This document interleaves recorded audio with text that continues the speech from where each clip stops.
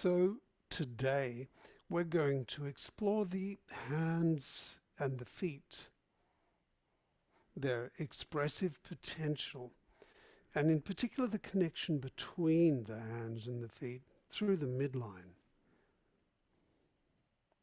The range of things we can do with the hands and feet is remarkable. And often we tend to favour some fingers. We favour some fingers, we favour some toes, and it influences the flexibility of our hands and the dexterity of them. And often if we lose touch with the small fingers and the small toes, in the feet it influences the strength of the arch and our ability to balance and move, or to consider our legs ending at the feet.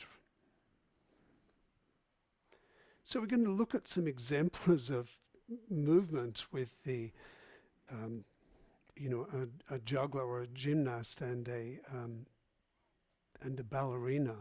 And the temptation is always to to look at these people and try to imitate them and feel frustrated because we're spending 5 minutes trying something that they've spent a lifetime perfecting. So often in the feet and the hands it can seem restricted or not so easy to do some things.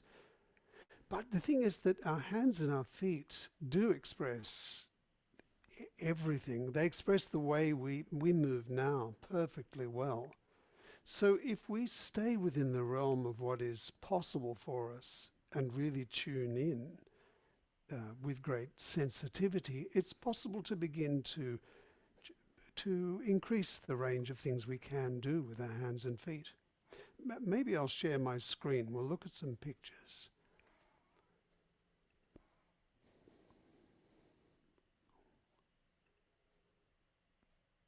Well, first of all,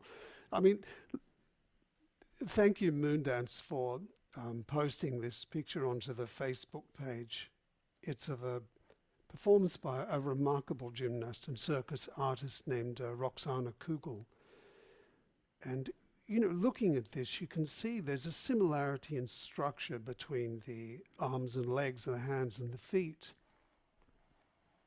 They both have one bone connecting into the torso, joined, connected by two bones, and then by the collection of bones at the wrists and fingers and ankles and toes. But they're organized in quite a different way. The foot for stability and an increased arch so that we have more dynamism in the foot. And that the arm and the hand, the forearm, the ability to rotate and move in a greater amount of a range of directions. But if we just look at I'm not going to show all of this video because it's quite long, and I urge you to go to the Facebook page, Reflections on Awareness, Reflections on Experience Awareness Through Movement. You can see the whole thing there because it's an extraordinary piece of work. But just watch this. How she moves her fingers and toes. Try it. Try doing that yourself. See if you can get that evenness of focus. Or the ability to control the little fingers and little toes like that.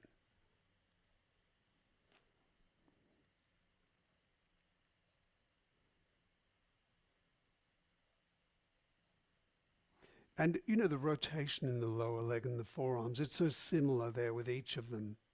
She's so flexible, this performer. But for many of us in the lower leg, it's much more restricted, the ability to rotate there. And if you're restricted in the lower leg, or in the, how the hell the balls go to the same place. If you're restricted in the forearm, or in the lower leg, it certainly makes it really difficult to do this. To use your foot as a hand. But of course that's possible. And the same thing if you're restricted in the calf and the lower leg. It's really difficult to do what she's doing now, to have that capacity to rotate and to adjust the spine and the torso and still, have this sort of flexibility. Now, of course, she's incredibly flexible. Flexibility of a ballerina. But even without that flexibility, we can still express so much with our feet. In fact, I'll go a little bit further on in the video here. Let's find where she's juggling. Here we are. See, we still have this arch structure in the hands and the feet. You can still catch balls like this. But of course, to do that, it requires an ability to soften in the foot in order to catch. So let's just look at the, and in order to rotate, consider, to maintain this line here, all the changes, the subtle changes that need to go on through the pelvis, through the lower leg, lower arm and the upper arm and the shoulder, and through the spine and the head. Everything needs to adjust, to flow on this way.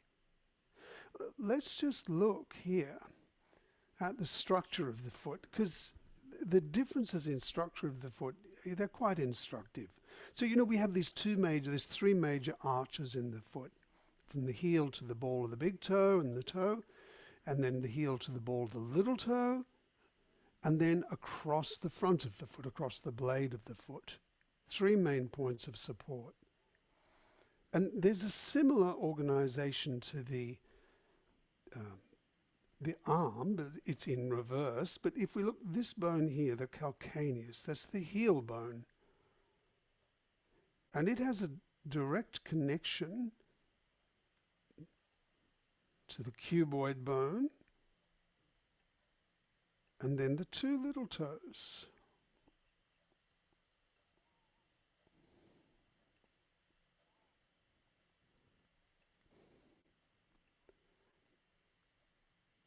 So this direct bone-to-bone connection through here,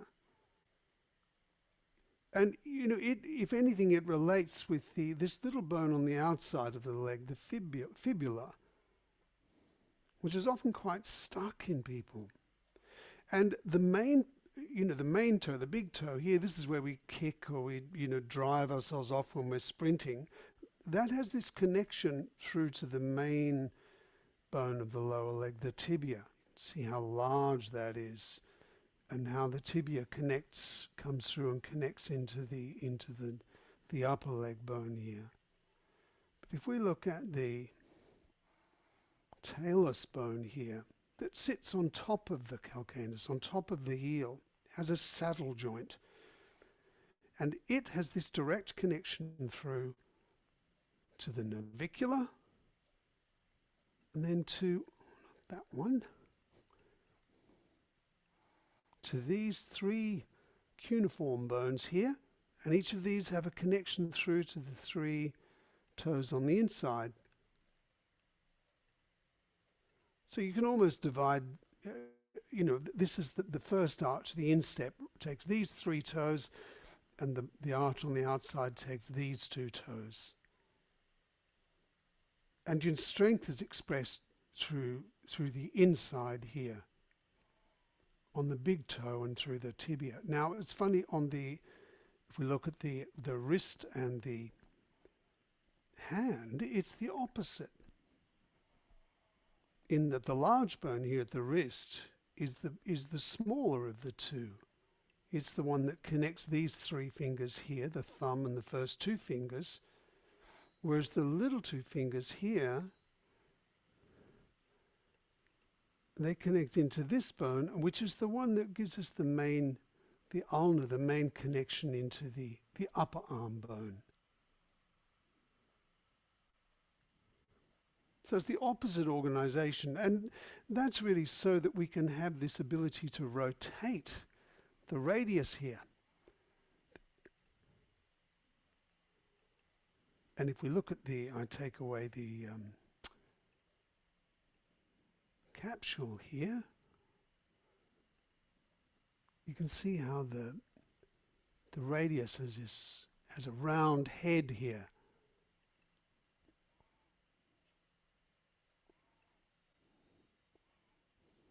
So it's designed to rotate.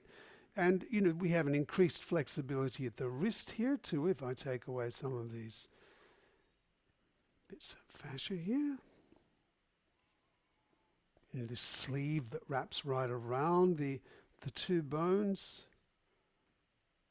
If I hide that, you can see there's a lot more space in this joint here. So there's a much larger range of movement that's available through the wrist. And so that creates these different expressive possibilities with the hands, different ways of moving ourselves and adjusting how we exert force through the body. And that's the same with the shoulder girdle is, you know, only fixed in one place here at the front of the sternum here. That's the bone-to-bone connection. The shoulder blade can slide so that we can move the whole shoulder girdle forward and back and still exert force, and we can also rotate the forearm and the hand. Whereas in the leg, you know, the pelvis has this bony connection in the front and the back at the sacrum, so it's much more solid. And whilst the hip, you know, has a 270-degree range if you're a ballet dancer or someone like Roxana Kugel, but you know, it's not the same. The range of ways we can express force through the leg is more limited than what we have through the arm. And if we look at here the extraordinary Sylvie Guillem, you know, you can see the way the opposite limbs connect. You know, the relationship between the hands and feet, the way the foot is the end of the leg. Many people, you know, if they have trouble in their body, aches and pains, they tend to think of their leg ending at the ankle and the foot is separate. Many people with problems, back pains, for instance, also think of their leg and their pelvis as separate, but really it's part of the same structure, the pelvic girdle and leg and the shoulder girdle and arm. And it's interesting in light of what we were exploring last week with these figure eights through, you know, from opposite sides of the body moving along a curved trajectory. You know, consider from this hip here through her torso, through to the other shoulder. You know, can you imagine her moving in a circle around that, through that? Or even from the front of the pelvis through to the back on the other side. You know, there's all of these possibilities of movement, directions of movement that we have through the limbs in opposition. And often, you know, when we're walking, we're on one diagonal first, and you can see in this the way in her left leg and right arm, the fingers and toes are pointing toward each other, whereas on the other diagonal connection, you know, it's more, they're supporting this movement here, this arabesque, this backwards extension. And the other thing that's extraordinary about this photograph is the theme that we've been exploring this last 10 weeks of the torso and head as being like another limb, and that the face is like the hand and the foot. It's how we articulate or express ourselves. And, you know, to do what Sylvie Guillem is doing here, you know, to be able to extend like this, that's, you know, she's not like you or I. She's, her legs and pelvis, she can move her foot like it's a hand. It's extraordinary. And it's years and years of training to do that. So we may not have that freedom, but we can see how the body can be organized, how movements of the spine and the head and the, you know, rotation through the legs will facilitate this movement. And this is a good expression of the legs and the arches of the foot being an expression of length. You know, there's a certain way of organizing the foot, you know, where the force has to come, we're supporting the whole body weight as she's doing this. And, it's coming through that arch onto the ball of the big toe. So it's spread across the whole foot, but it's still organized in a particular way. If she moves her ankle to the side and creates a curve in that way, you don't have the same sort of flexibility or strength that you do.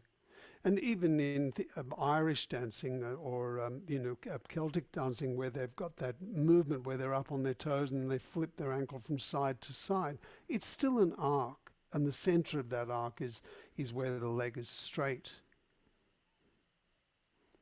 And it's extraordinary just how flexible it's possible of becoming. It's the opposite of what we often experience if we don't do a lot of work with our body. The capacity to move your foot like this or to balance in these ways for many people, particularly as they get older, seems impossible. And I wouldn't advise working on toe shoes anyway. It's, you need a particular sort of body to survive doing that for a long period of time. But look at this. So extraordinary. I think this is Sylvie Guillem once more. But the little fingers, they're the ones often that take a lot more work to control. But notice in this glorious movement, and perhaps try it, uncurling your fingers as you rotate your forearms. And notice it's not just the forearms, how the upper arm is moving as well, but the delicacy and the expressive quality of that movement, of that opening. A large percentage of our communication is non-verbal. It's movement. I remember being in Cuba, and I didn't speak Spanish, but there was a woman that we stayed in her house. It was our honeymoon. And we understood each other perfectly. She'd speak to me in Spanish, I'd speak to her in English, and it was just so easy to communicate. And that's mostly through this non-verbal communication. So there's this other example, there's other expression of what you can do with, or how much we can read into an articulate hand.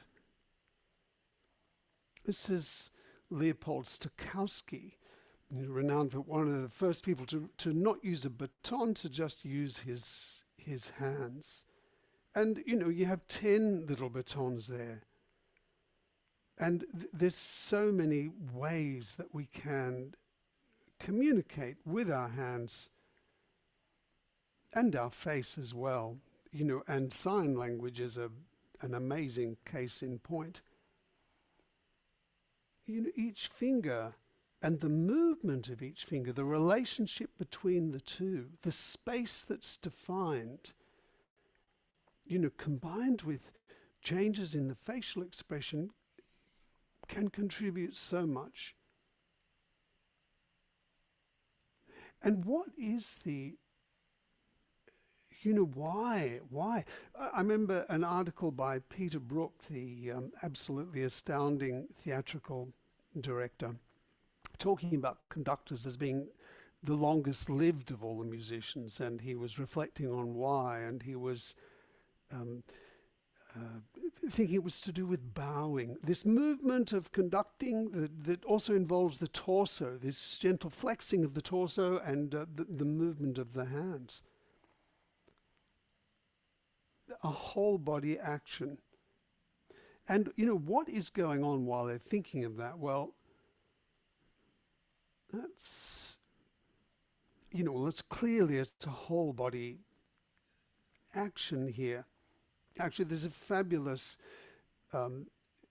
TED talk on conducting. If you just put that into the search engine, I'll find, and it analyzes different conductors' conducting styles. From going from ones who are extremely rigid and enforce their will upon the orchestra, and others who are a bit more flexible and trying to coax something out of the the orchestra. And it actually finishes with Bernstein, Leonard Bernstein here conducting the Vienna Philharmonic, very good orchestra. And all he's doing is he's looking at them with his arms crossed and smiling at the different sections as they come in with beaming with pleasure, encouraging them. But, they obviously were doing everything that he wanted. But, what are they thinking of? That's why is there so much flexibility in the hands and in the facial expression?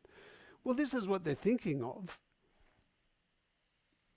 This is an orchestral score. I'm not sure for what, but you can see how many instruments there are. How many movements, how many different ideas there are in this score. And all these musicians that you're conducting, and they're your instrument. And really good conductors. We had one of my daughters had lessons with a saxophone teacher who played cor anglais in the Sydney Symphony, and he was saying the great conductors, they don't need to say much. You get it all from their hands.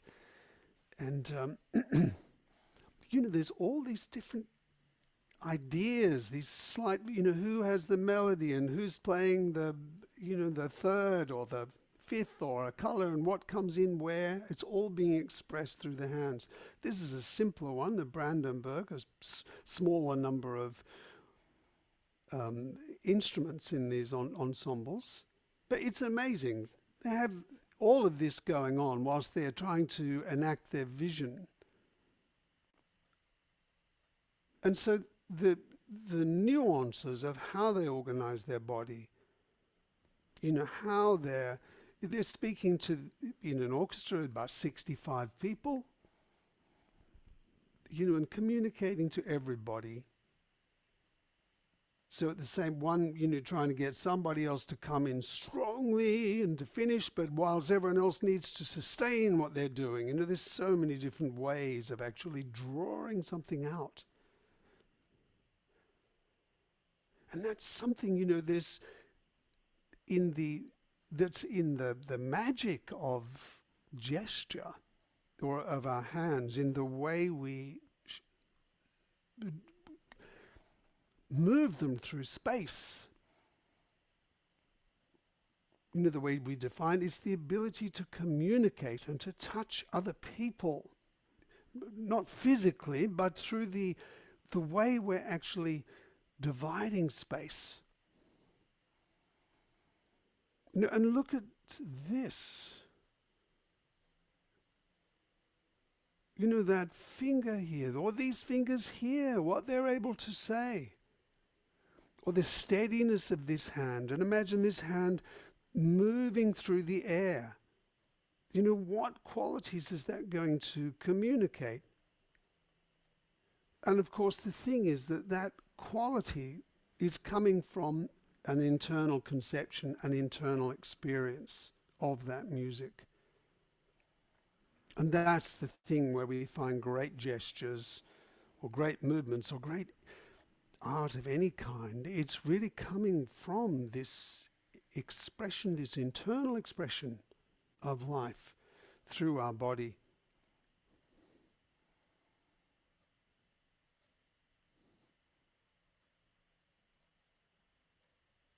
And the arcs we make, that contain the dynamism of the arches in our body and the softness and tenderness of our experience. All the different things, the pains and sadnesses and joys, and this ability, the expansive quality of movement.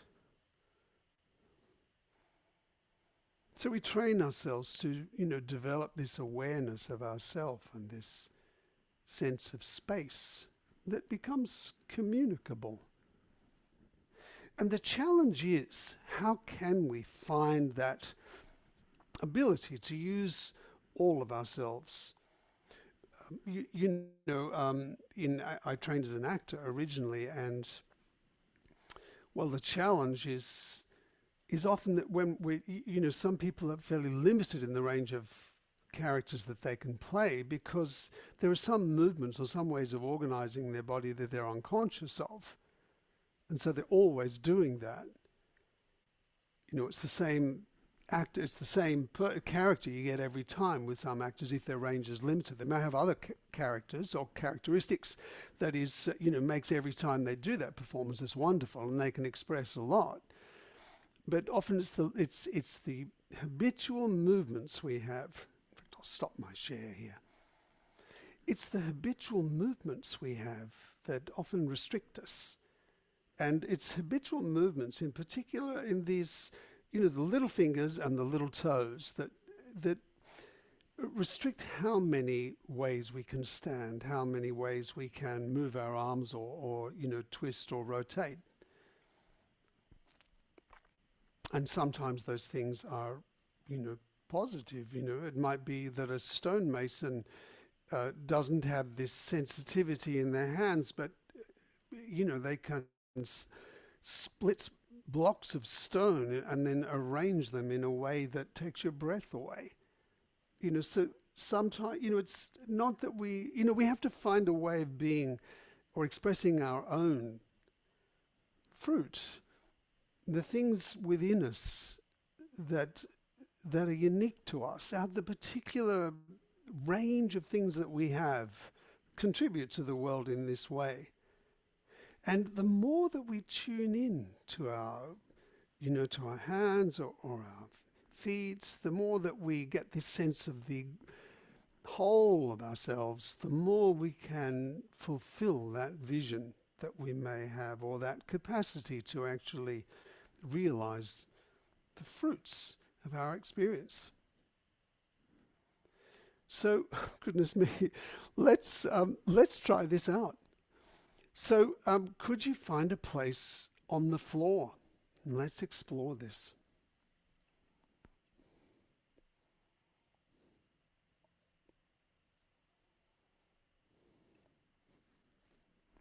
So lie down on your back.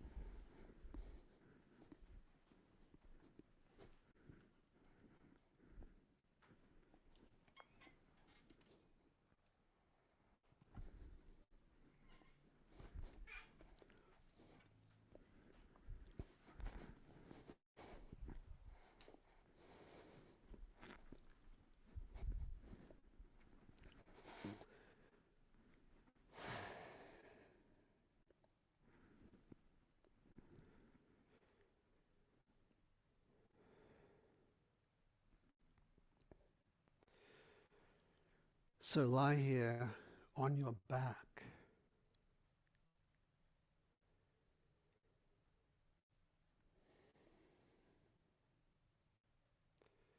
And as you settle,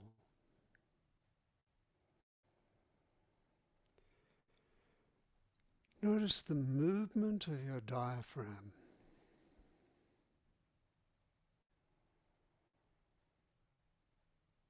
Right around your rib cage.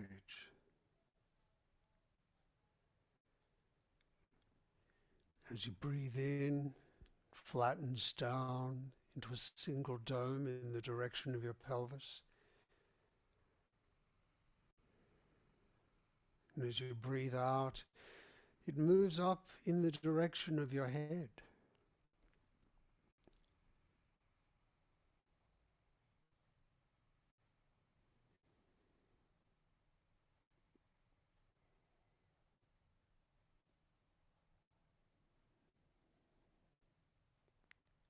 So notice the way it moves and the depth of your diaphragm from the front to the back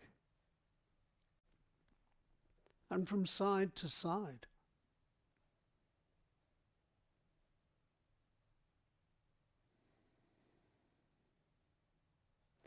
And you may notice that each side of the diaphragm feels different. Or it's easier to feel one part.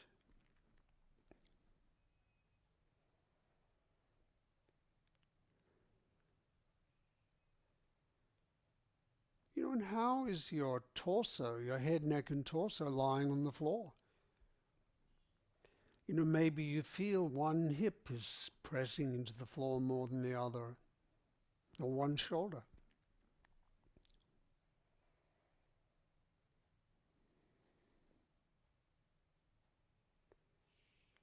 And as you breathe in, how your body expands. As you breathe out, how it relaxes.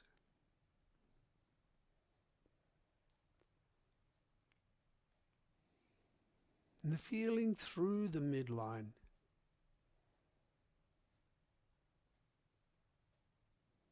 From the back of your nose all the way down through the airway into your pelvis.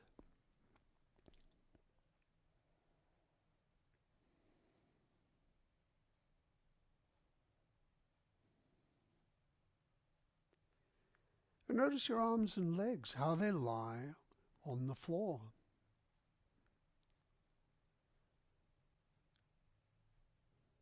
Do they feel different?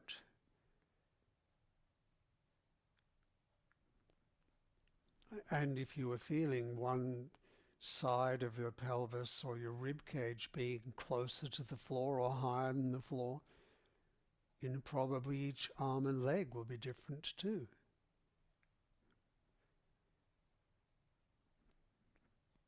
Maybe the toes of one foot are closer to the floor than the other.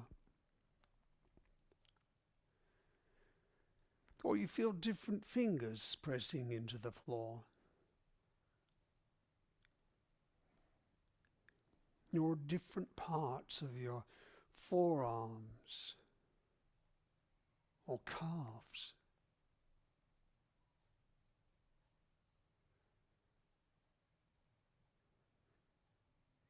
And maybe the experience of effort at the pelvis, at the hips, where your legs join into the pelvis. Feels a little different in each leg. Maybe it's more on the inside of one and the outside of the other, or the front or the back.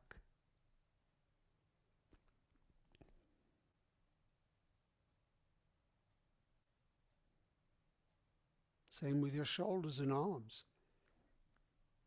And allow everything to be the way it is, because there's something unique in your organization that now allows you to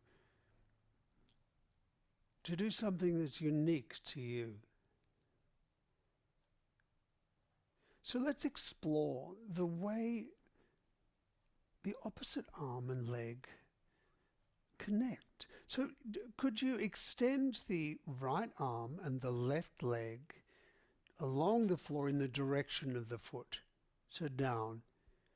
Explore it, moving them down an easy distance, and then come back and rest. Just go in the comfortable range.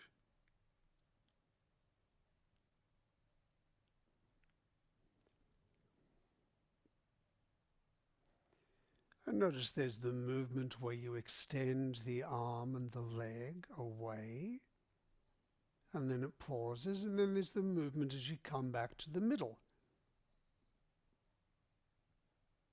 We'll give each of those movements, the movement away and the movement back to the middle, equal respect.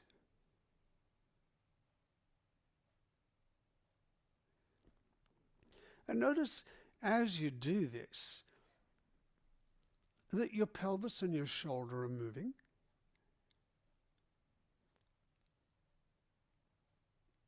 And, as a result of that, it means your rib cage and your pelvis are swiveling a little. That means your spine is also moving.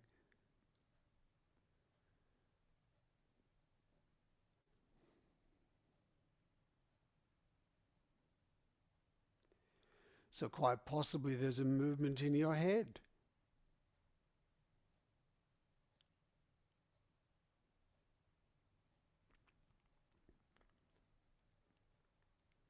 And as your right arm and left leg are reaching away, the other arm and leg are also moving. Maybe they're going in opposition. moving in the opposite direction.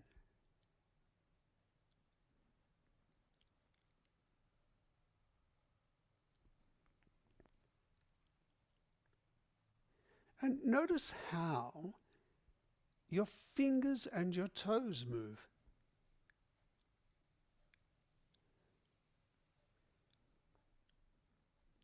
It's just the tiniest movement, this reaching away. But notice, do you tend to favour some toes and fingers over others? Or perhaps is it easier to sense some fingers and toes than others? You know, frequently it's the thumb and first two fingers and the big toe and the other two, and it's not so easy to feel the small bones on the outside of the hands and feet. Well, leave that for a moment, just rest there, notice how that feels.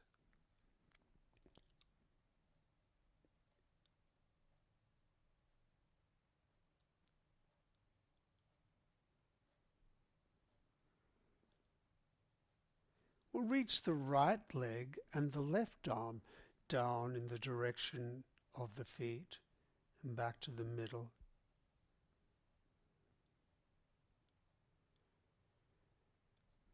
And notice how your whole body moves, how it participates in this. You know, maybe you don't even feel your fingers and toes. Maybe you're just sensing it at the wrists or the shoulder.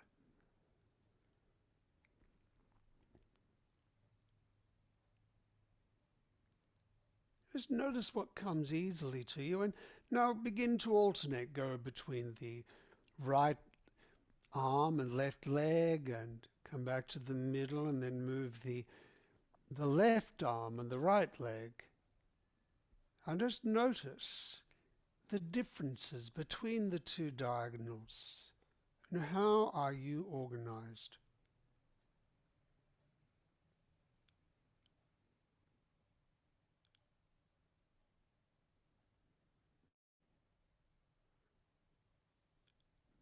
You know, each of the fingers, each of the toes has a particular function.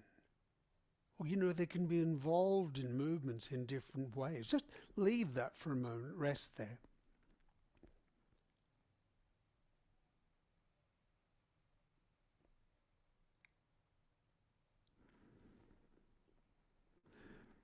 And consider your thumbs.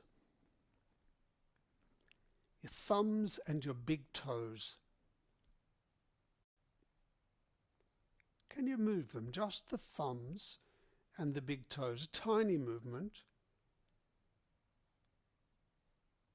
to see if you can isolate them from the other fingers and toes.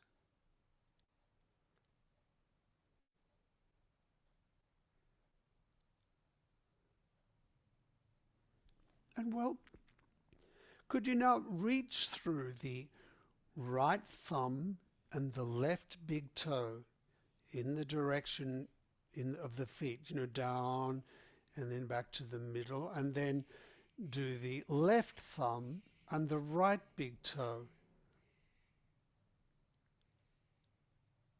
And now that we're working with a particular toe and a particular finger, the thumb, you know, consider that you're reaching down to press a button.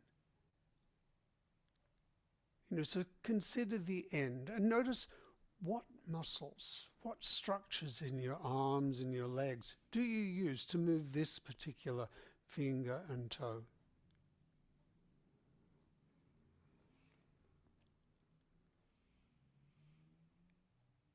You know, and is there a particular way that your forearms or your lower legs would, you know, move, rotate or something to allow you to really feel that you could press a button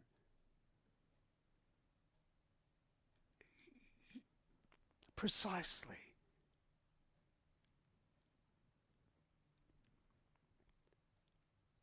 What are the particular structures you use to do this? Well, leave that for a moment, just rest there and notice what you feel.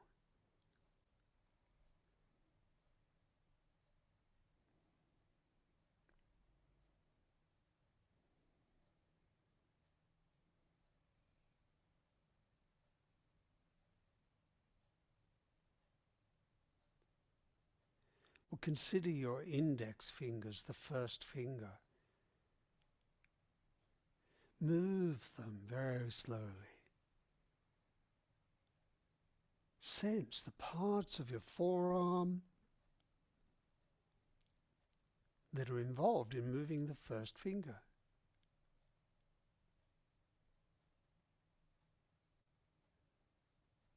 And can you move the first toe? That's the one, or the second toe. That's the one that's next to the big toe. A tiny, tiny movement, moving the second toe and the index fingers on each arm and leg.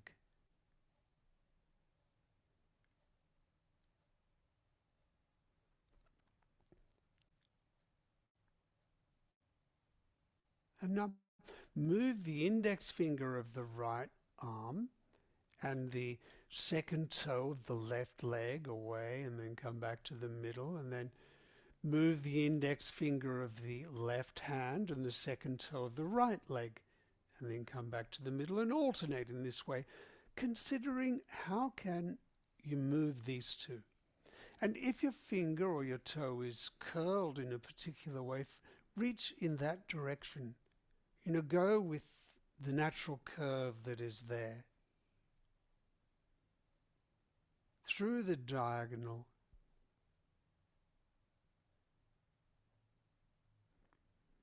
And then what is the difference here? What parts of your body are specifically used or specifically involved when you reach through the first finger and the second toe?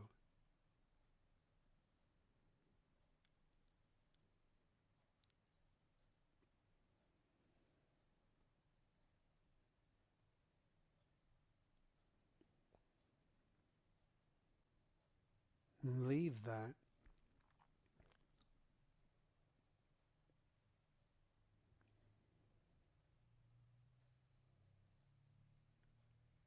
So what do you feel here now?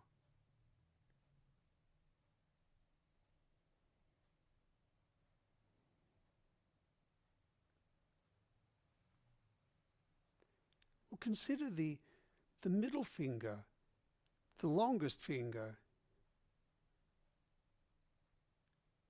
Move the middle finger and sense the parts of your forearm and your upper arm that you feel moving or being moved.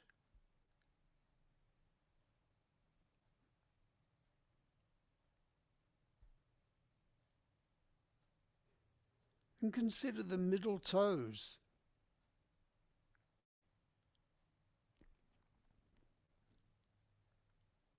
Move the middle toes. Can you feel where it is? Even if you can't, just listen more closely. Tiniest movement. In harmony with your breath, the middle finger and the middle toe.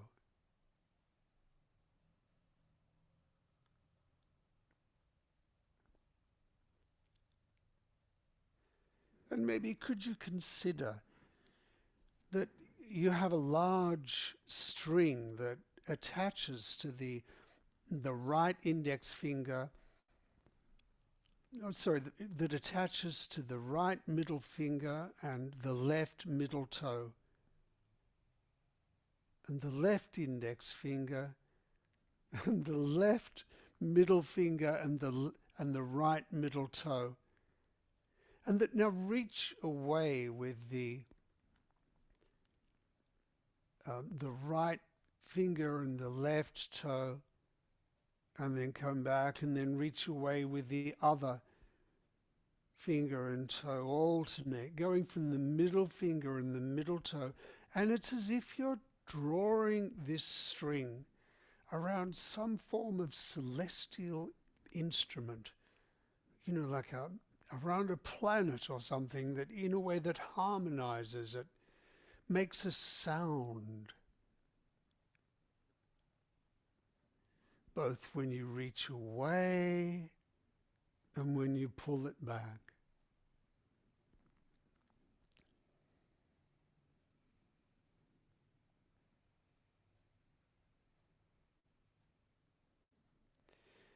And it's a sound that is a reflection of the feeling right through your body.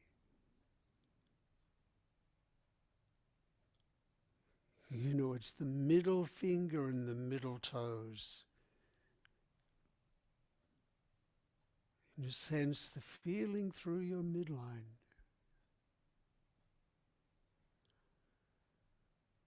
And the pull of that string around that planet or that celestial instrument that's producing this glorious sound.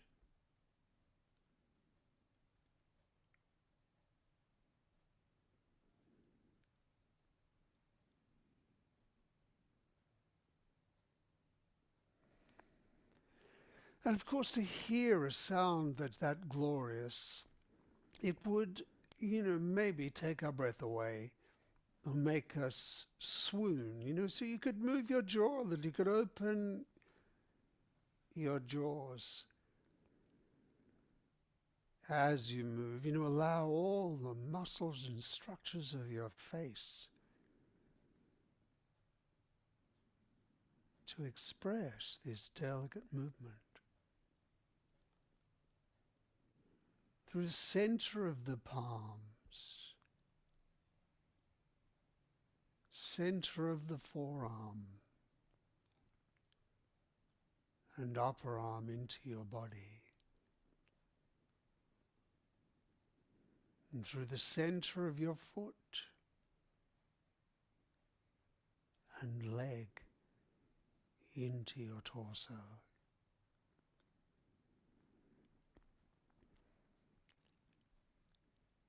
And then leave that.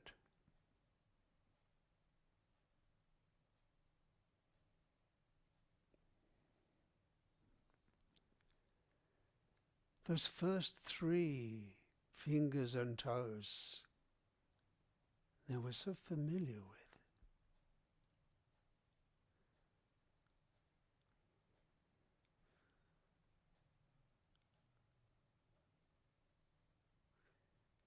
Now that you've moved them individually, what do you feel?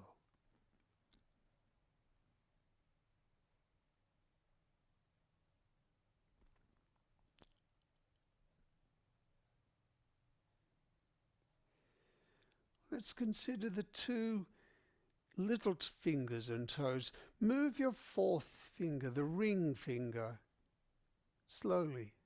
And notice what muscle, what other structures in your arm can you feel being influenced as you move these fingers?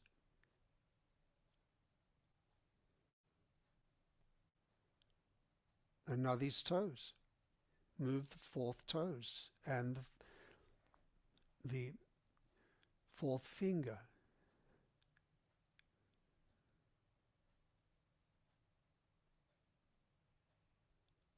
The ring finger. We express marriage vows by wearing a ring on this finger, so it would be good to be articulate. Notice the quality of the movement and the feeling through the forearm. The muscle for moving the fingers, it's in the forearms and the upper arms.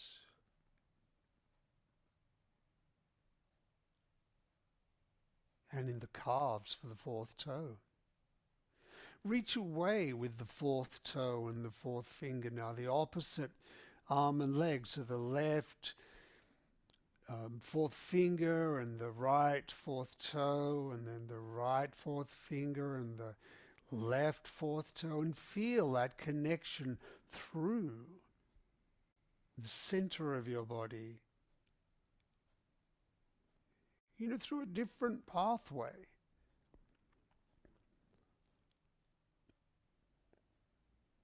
Perhaps playing this celestial music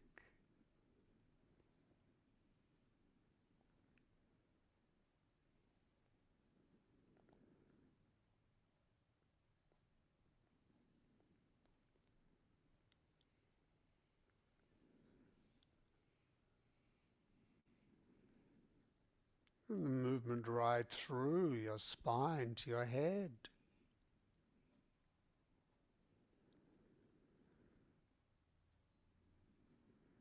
And then leave that and rest there.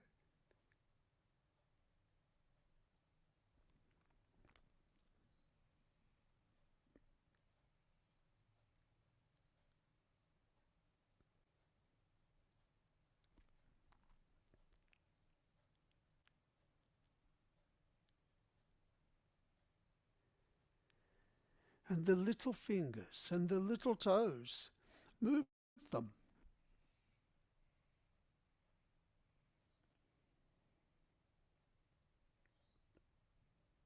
What do you feel through your arms and legs?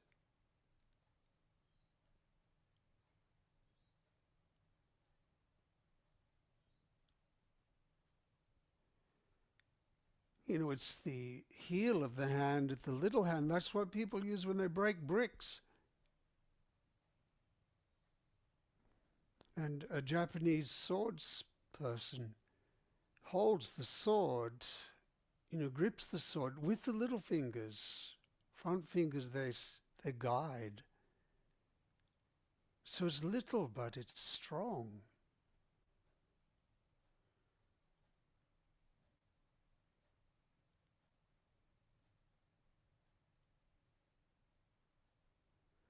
Reach through the little finger and the little toe. The opposite arm and leg reaching along this diagonal. And if your finger is curved, reach in that direction and allow your arm to rotate, you know, or your leg to, you know, to shift slightly so that you can really feel that you're extending through this finger.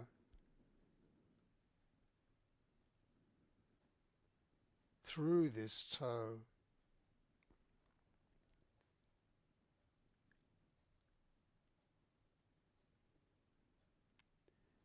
And moving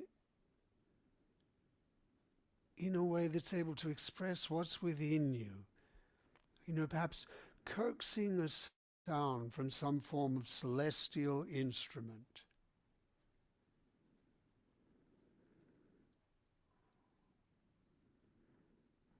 You know, maybe these two strings being drawn across a planet's surface or around through a planet's atmosphere that would produce some form of harmonious wind.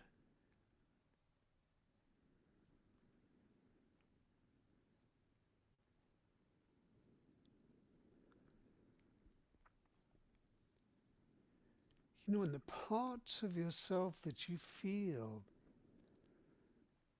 that are involved in moving along this finger and toe.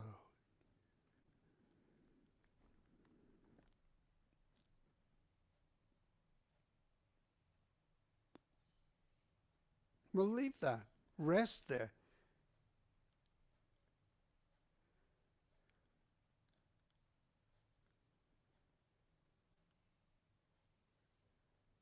How you lie here now.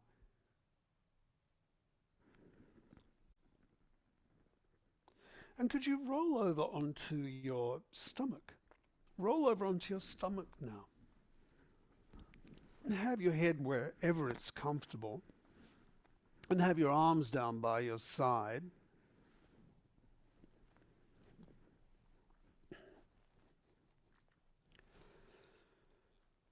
And give yourself time to settle here.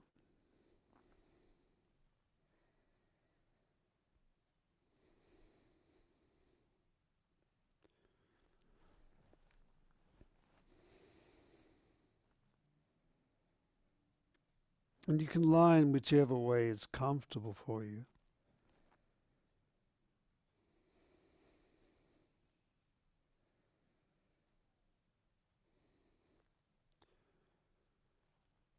And notice as you're breathing here,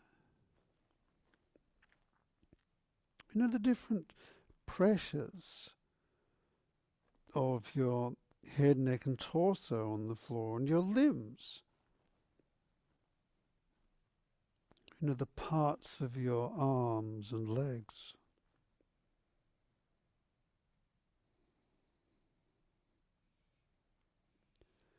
Now reach through your right arm and left leg, and then your left arm and right leg. And notice that swiveling of the rib cage and your pelvis and your head.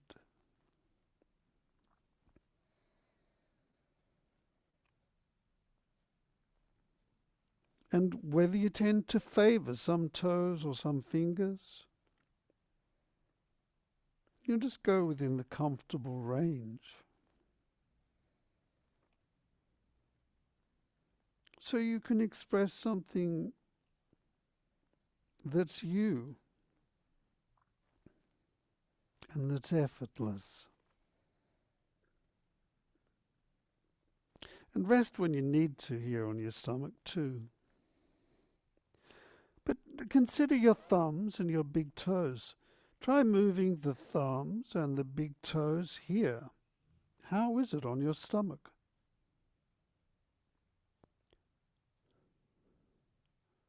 What parts of you are involved in moving these things? And then move the thumb, the right thumb and the left big toe, and then the left thumb and the right big toe. Alternate and allow your forearm and your elbow, everything to adjust to your leg and your pelvis, so that you can have this experience of reaching effortlessly through the thumb. And so you can sense what parts of your body do you use to move in this direction.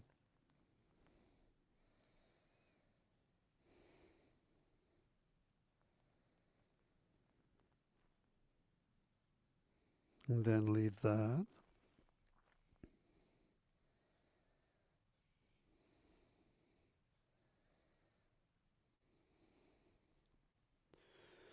And then move your index fingers. Notice how it is lying on your stomach. And then your second toe, the one next to the big toe, move them both and sense which parts of your foot and your leg are involved in this movement.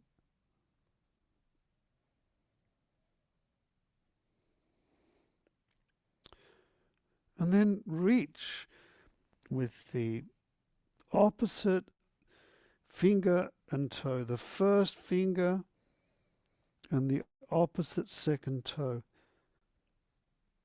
As if you have strings attached between the opposite finger and toe, and you can play these celestial instruments by moving in each direction.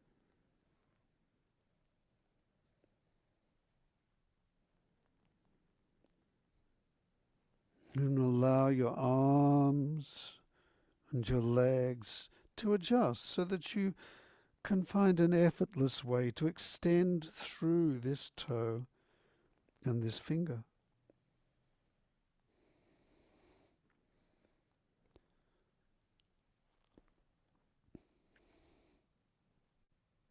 And then move through the middle finger.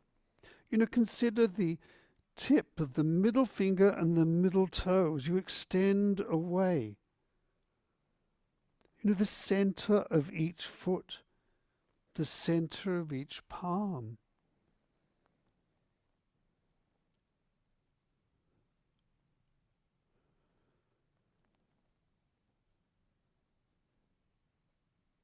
And make the movement that you do expressive of exactly what you're feeling now.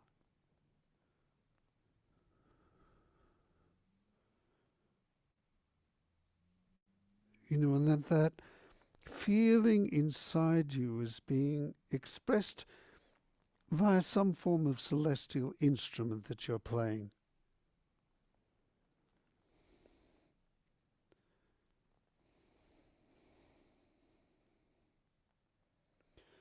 We'll leave that rest there.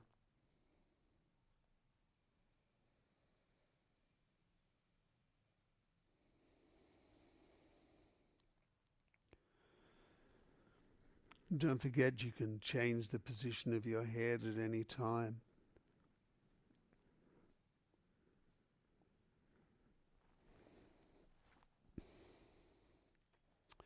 Those first 3 fingers and toes, now that we've moved them, what do you feel? Now, consider the little 2 fingers and toes,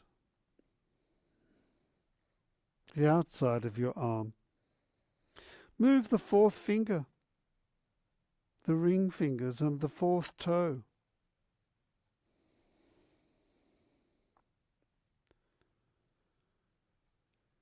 Notice the parts of yourself that are involved in moving these 2 fingers. And then try moving the little finger and the little toe. What's the difference? Is there a different set of muscles you use? Or is it slightly a different part of those muscles that are being used?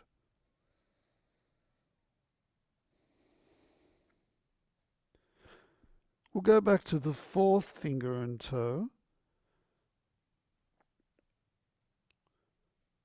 And then reach through the 4th toe and the 4th finger, opposite finger and toe.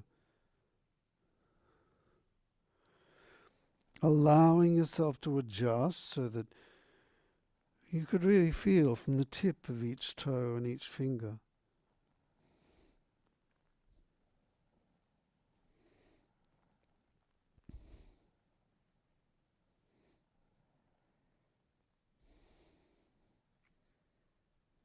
And then go to the little finger, reach through the little fingers and the little toes. Right little finger, left little toe. Left little finger, right little toe. Right through your body.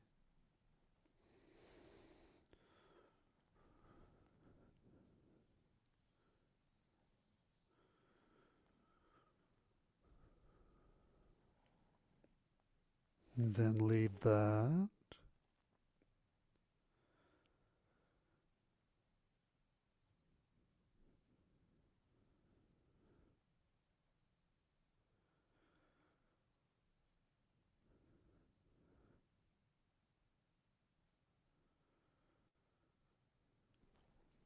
Now roll once more onto your back. Roll onto your back and just notice how it feels.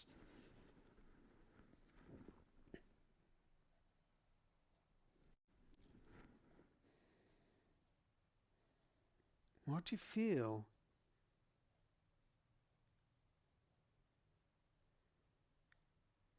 Reach now through the opposite arm and leg once or twice, just to feel how each toe, you could allow the toes and the fingers to extend a little. As if you had an orchestra in the sky, a celestial orchestra. And the quality of movement you're making with your fingers and your toes would give them the signal of how you'd like them to play. The sound that's an expression of what you feel. Each of the fingers and toes.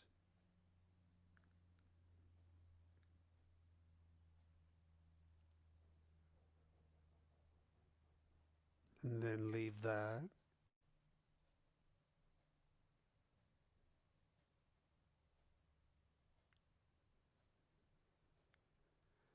Now could you roll over onto your right, or your left side? Could you roll over onto your left side?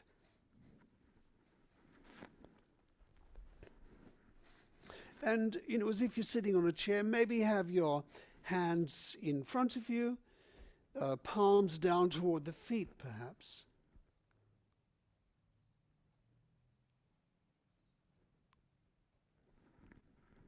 And consider your right hand. And move the right hand, draw the right hand along the floor up in the direction of your head.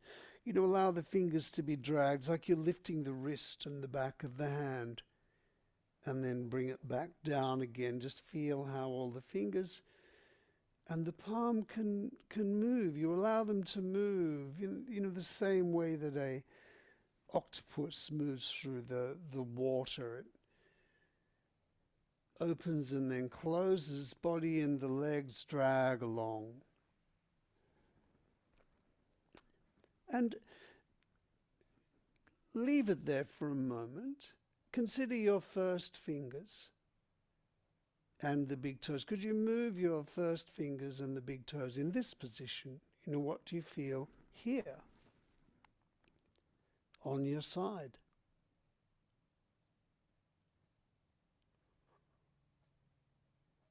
Between the opposite finger and toe. Right first finger and left big toe. Left first finger and right big toe. And could you now lift your hand back up over your head again, this time leading from the first finger, as if you're directing a celestial orchestra, and you're lifting your hand up above your head, and the right index finger and the left big toe there, giving this direction, this particular quality of movement to this orchestra in the heavens that are playing this music that is an expression of what you feel inside. You could reach it up over your head, and maybe it comes behind you a little bit. You could roll a little bit over toward the back and then come back in the same direction. Expressively, you're expressing the feeling inside you when it's being played by an orchestra.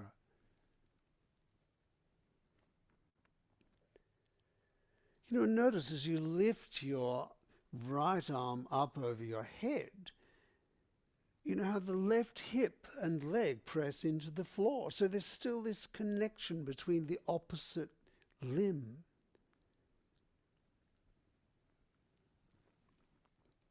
And maybe, particularly as you're getting, a bit higher and maybe beginning to roll onto your back, you can feel your right leg is also moving. And in fact, come back to the side, stay there, and just move your right leg up, dragging the foot so that the toes, drag behind, but focusing on the first toe, the first right toe, and notice the connection between moving that leg and the left shoulder.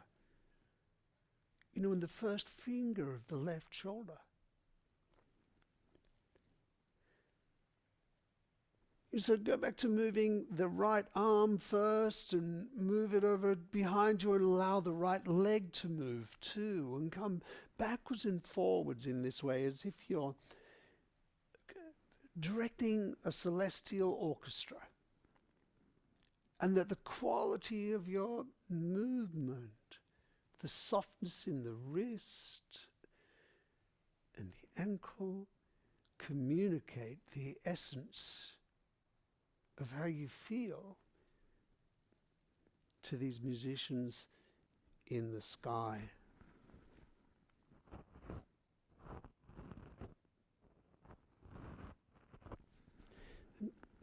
Leave that rest for a moment.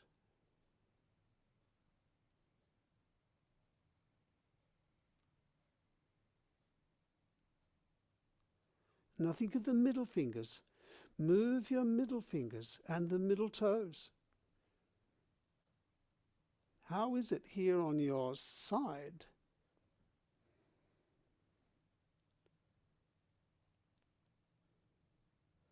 Allowing your arms to be heavy, your legs to be heavy. Maybe moving in time with your breath.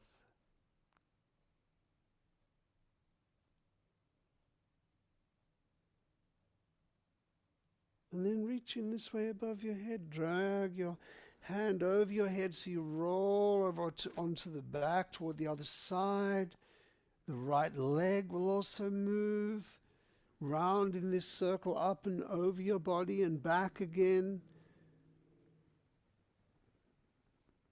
And thinking of that channel between the inside of your body, the center of feeling within you, through to the middle finger and middle toe of each arm and leg.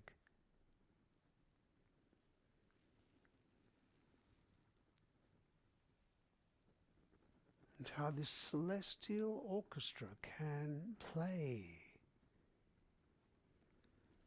You can adjust the movement of your hands and feet and your elbows and knees and the hips and shoulders in order to be able to move in a way that's expressive of what you're feeling.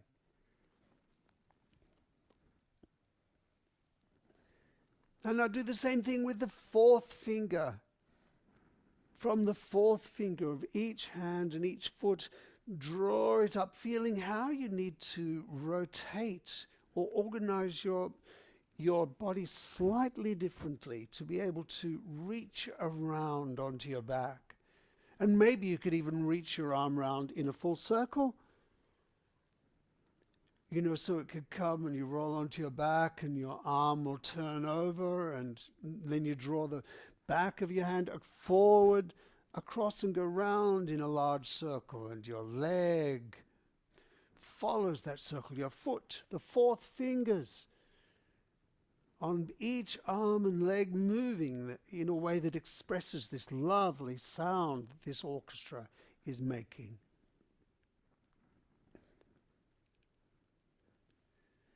Leave that, rest there.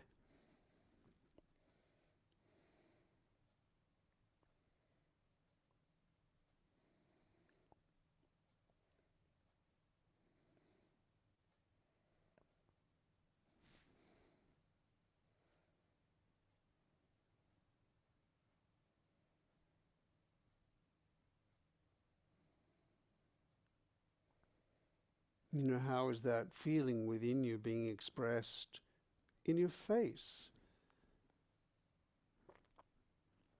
In the muscles and skin, fascia, but all the small bones in your face too. Well, consider your little fingers. Move the little fingers and the little toes. Their connection through to the heel in the foot and the heel of the hand.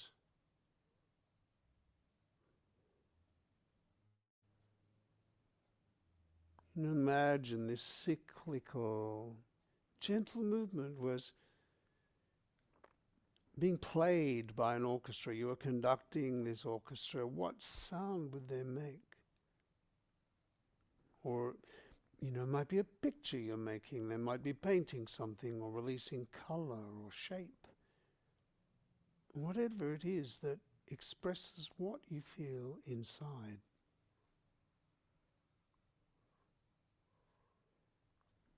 And then move your right little finger up over your head and behind you and back, and the right leg move in this way. The little fingers and the little toes of both legs moving around. And you could go right around in a circle if you wish, and allow your wrists and your ankle, your elbow and your knee to be able to move to, allow the particular quality, that the little fingers and the little toes bring. You could bring it forward so when your hand goes behind you, the palms come forward as if you're lifting your hands up, as if you're asking this orchestra to play more loudly, or bring it down so that they, can play more softly.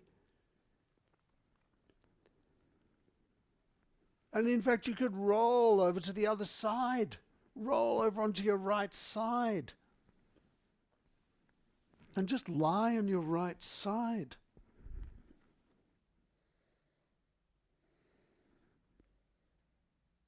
Let everything go. Notice how it feels here.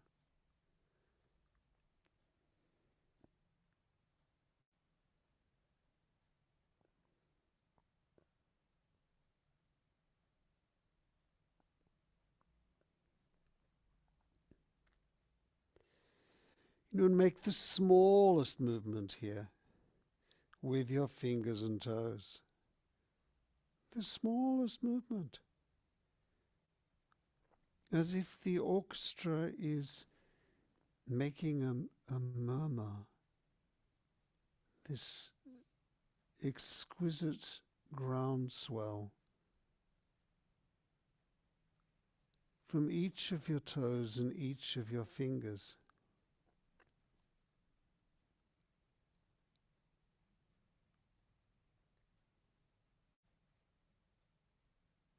And the delicate movement of each of your fingers and toes, expressing, you know, some of the particular strands of your existence.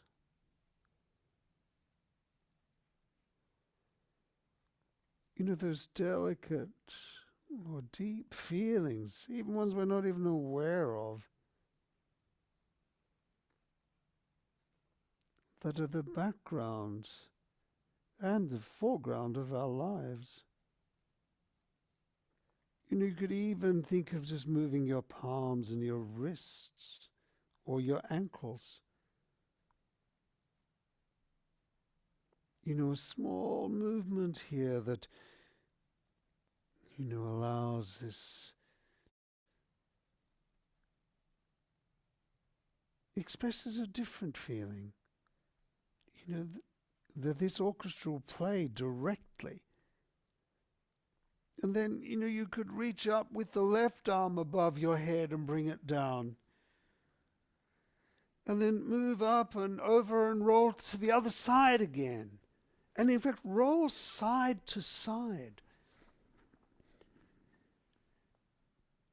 And, you know, allow your hands and your feet to move, each of the fingers and toes, in a way that expresses or moves through space in a way that expresses your life, your vision.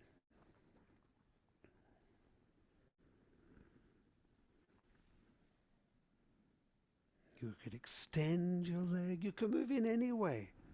Just follow where your hands and arms will lead you. Opposite arm and leg. You could reach through that hand as if you're, you know, reaching out to a particular celestial instrument. Up. And, you know, even come up to sit. You know, you sit with your legs splayed, reaching out, and then come back down in this circular movement. Up and back down. Roll. It's the opposite arm and leg, and through the thumb right through to the little fingers on each side. You know, the curves through your body, the arches that are possible through the whole of your body.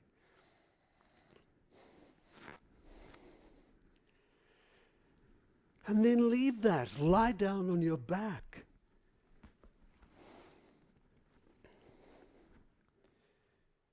And sense how it feels.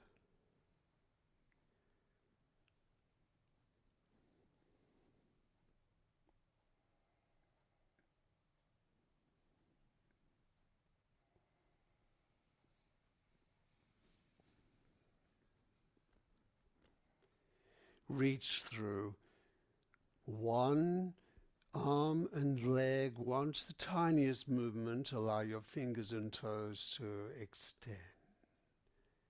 Extend. As if you were, initiating a sound. This glorious sound would swell and extend. And each finger and toe would be instructing a different instrument. How is it now? Well, what if that orchestra was able to play us? I'm going to put on a piece of music now.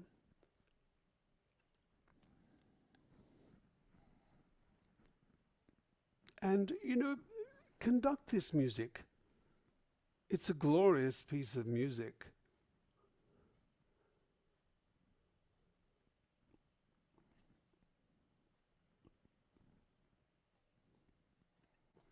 Just allow whatever you feel, whatever sound you feel,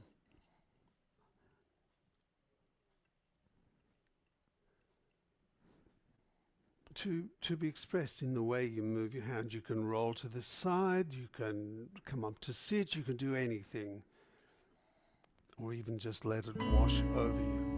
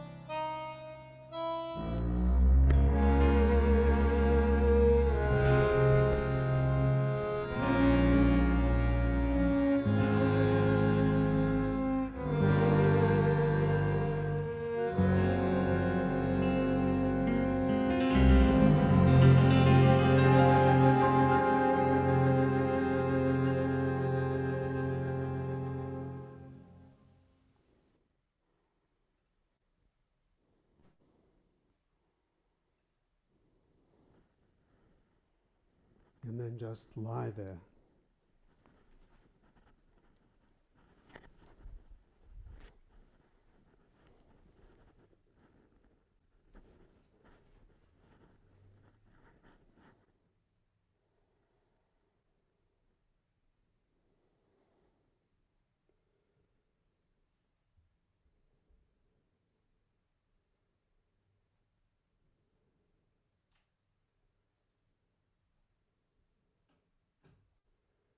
The width of your hands and feet.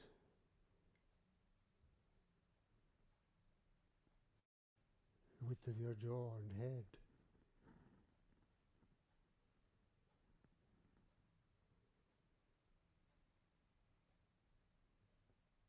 The depth of your body.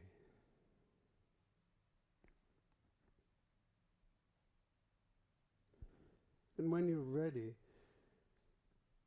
roll over onto your side and come up to stand.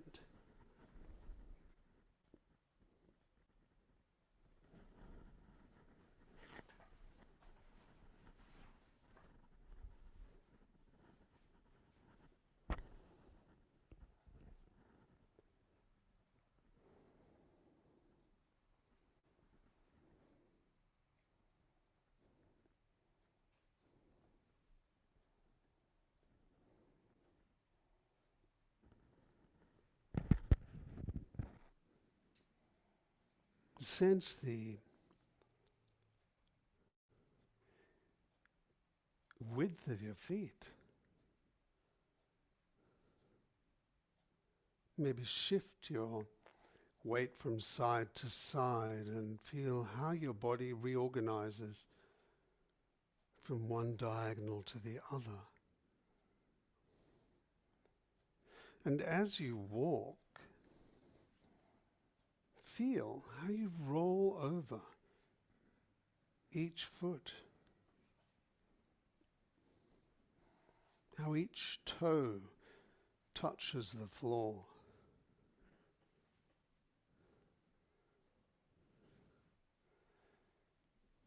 And how you shift your weight through the whole diagonal.